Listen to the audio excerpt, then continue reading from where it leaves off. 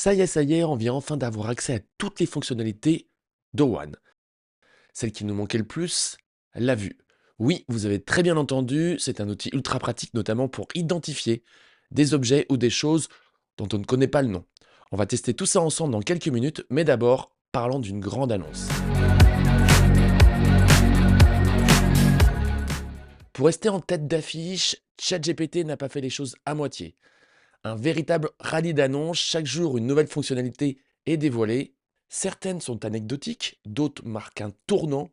Aujourd'hui, on parle probablement d'une des annonces les plus importantes. Deux nouveautés majeures. La sortie de la version complète de One, Fini Preview, et un tout nouvel abonnement pro à 200 € par mois. Oui, oui, vous avez bien entendu, c'est 10 fois plus cher que la version précédente. Cet abonnement cible les pros et les entreprises qui exploitent quotidiennement la puissance de ChatGPT pour toutes les tâches complexes. Car oui, il faut bien se le dire, beaucoup d'utilisateurs se plaignaient des limitations de version preview, lenteur, accès restreint. OpenAI a donc relevé le défi et a transformé ses frustrations en avancées majeures.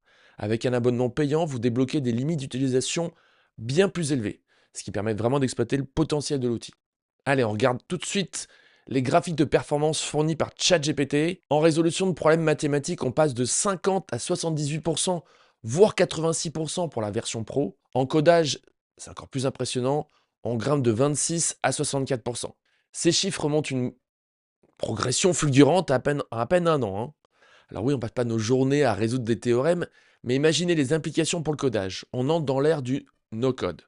Des solutions intuitives qui simplifient le développement, voire le rendent accessible à toutes. C'est plus réservé aux développeurs ou aux experts, c'est une véritable révolution.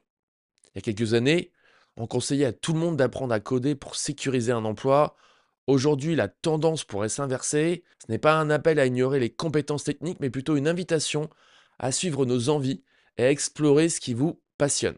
Passons maintenant à des cas concrets avec la version de One. On va lui poser une question factuelle, ensuite de raisonnement, on va également lui faire une reconnaissance de produit, et enfin, on finira par un petit test de codage. Je vous préviens, je m'y connais pas du tout, mais on va essayer quand même.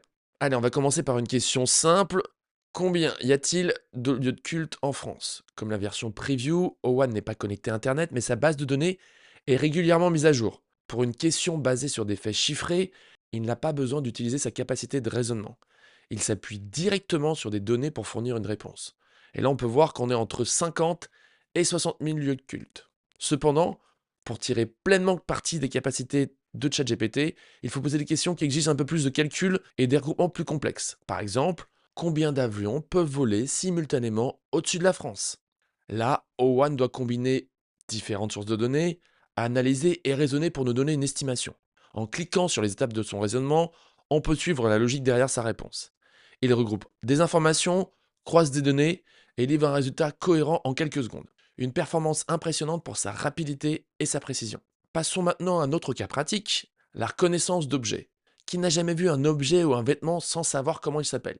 Alors on va prendre un exemple concret. Tu tombes sur une veste dans une friperie, t'as pas le temps de t'arrêter, tu connais ni le nom ni la marque. Avec Owan, rien de plus simple. Je prends une photo, je la télécharge dans l'interface.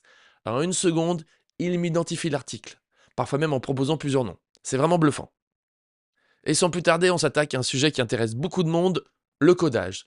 Tout le monde dit que c'est devenu facile avec Owan, alors voyons cela. Prenons un exemple, je demande à Owan de recréer une version simplifiée du site Truecaller, qui permet de retrouver l'identité d'une personne à partir de son numéro de téléphone, un site quelconque, hein.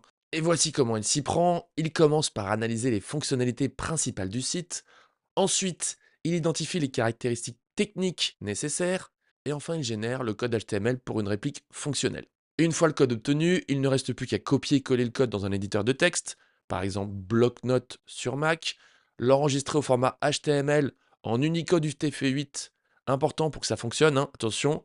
Ensuite, tu ouvres le fichier enregistré, et voilà, tu as une interface opérationnelle. Je dois dire que je suis assez fier de moi. Si vous voulez aller plus loin, vous pouvez demander à ChatGPT de personnaliser le design, changer les couleurs, le nom, ajouter de nouvelles fonctionnalités. Le processus devient accessible et intuitif, même pour les non-initiés comme moi. Avec Owen, les possibilités sont immenses.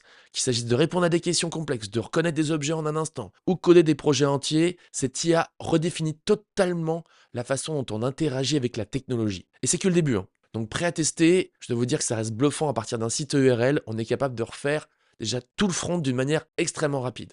ChatGPT reste un outil indispensable si tu veux t'amuser dans l'IA. J'espère que la vidéo t'a plu. À très bientôt. Ciao.